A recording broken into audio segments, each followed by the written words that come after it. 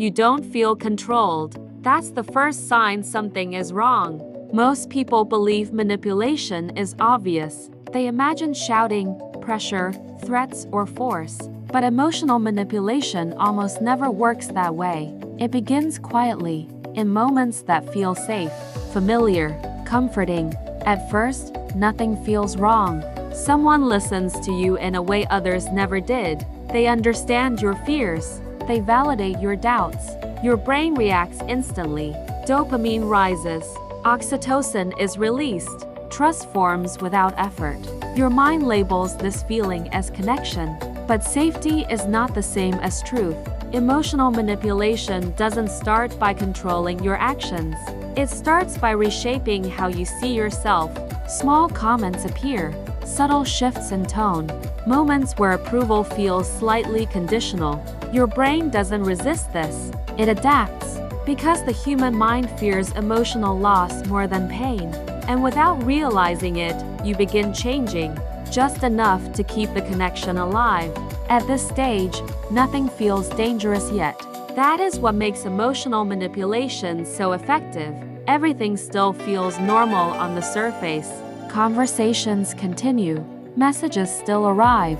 There are moments of warmth, laughter, and apparent closeness. But beneath that surface, something subtle begins to shift. You start replaying conversations in your mind, not because you want to, but because your brain is trying to understand small emotional inconsistencies. Moments where affection feels slightly delayed. Moments where approval feels less certain. Moments where silence feels heavier than words. Your brain does not interpret this as manipulation. It interprets it as a puzzle that needs solving. And the human mind is deeply uncomfortable with emotional uncertainty. So you begin adjusting, not dramatically, not consciously. You speak a little softer. You explain yourself a little more. You hesitate before expressing discomfort. Each adjustment feels small, reasonable, almost invisible. And because the changes are gradual, your brain accepts them without resistance. This is how emotional manipulation settles in, not through control, but through adaptation. Over time, your inner dialogue begins to change. You question your reactions. You wonder if you are being too sensitive. You tell yourself that maybe you misunderstood the tone, the intention, the silence. This is not accidental. When emotional signals become inconsistent, the brain looks inward for explanations. And more often than not, it blames itself. You start monitoring your behavior, what you say, how you say it. When you say it, you replay moments in your mind, searching for the exact point where things felt different. But instead of clarity, you feel confusion, and confusion weakens instinct. The more confused you feel, the more you rely on the emotional cues of the other person. Approval begins to matter more. Disapproval feels heavier. Silence feels threatening. Without realizing it, your emotional center shifts outward. And that is when manipulation no longer needs effort. Eventually, something inside you feels unstable. Not dramatic, not obvious, just off. Your confidence feels quieter. Your certainty feels thinner. Your instincts hesitate before speaking. You are not being controlled by commands. You are being guided by emotional discomfort. The brain learns quickly which behaviors restore emotional balance and which ones threaten it. So it begins choosing safety over truth. You suppress reactions. You delay decisions.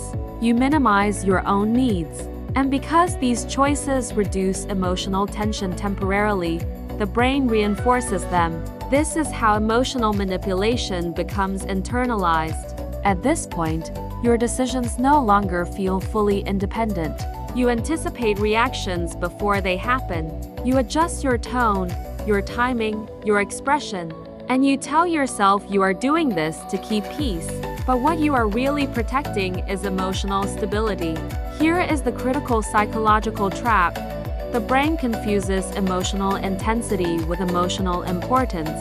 The stronger the emotional reaction, the more meaningful it seems. That is why manipulation often feels profound, deep, significant. Your mind associates emotional tension with connection, and walking away begins to feel like emotional loss.